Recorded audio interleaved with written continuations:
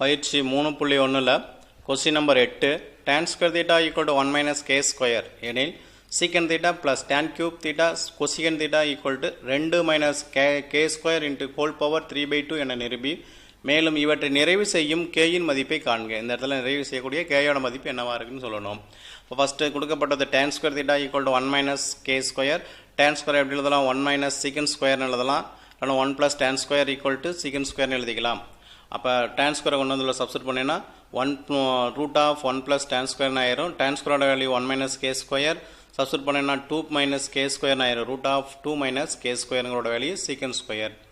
அடுத்தது பார்க்குறோம் tan cube secant theta இருக்குது. அப்போ tan cube வந்து என்ன எழுதலாம்? sin square theta divided by cos square theta secant theta 1 divided by sin theta னு எழுதலாம். equal to அப்போ tan square theta into secant theta tan square theta into secant theta அப்படின்னு எழுதிடலாம். இப்போ tan square ஓட ஃபுல் டைம் எழுதுகிறோம். secant cube theta secant theta plus tan cube cosecant theta equal to secant theta ஓட value நமக்கு secant theta இதோட value tan square secant theta. tan square எப்படி எழுதிக்கலாம்? 1 minus 1 plus tan square ரெண்டுலேயும் சீக்கனை பொதுவாக எடுத்துட்டோம்னா 1 plus tan square 1 plus tan squareங்கிறது secant square இது. அப்போ ரெண்டையும் கூட்டினா secant cube theta secant thetaவோட வேல்யூ நமக்கு தெரியும். கொண்டு வந்து அதில் சப்ஸ்டிட் பண்ணிடுறோம். 2 minus 2k square equal to 1/2 root இங்கே மேலே 3 இருக்கிறனால 3/2 என நிரூபிக்கப்பட்டது.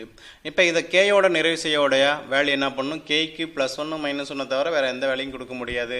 அப்போ ஓப்பன் இன்டர்வல் -1லேருந்து +1 வரைக்கும் தான் இதுக்கு வேல்யூ கொடுக்க முடியும். therefore தீர்வு பொருந்துங்கிறது k க்கு வந்து -1, 1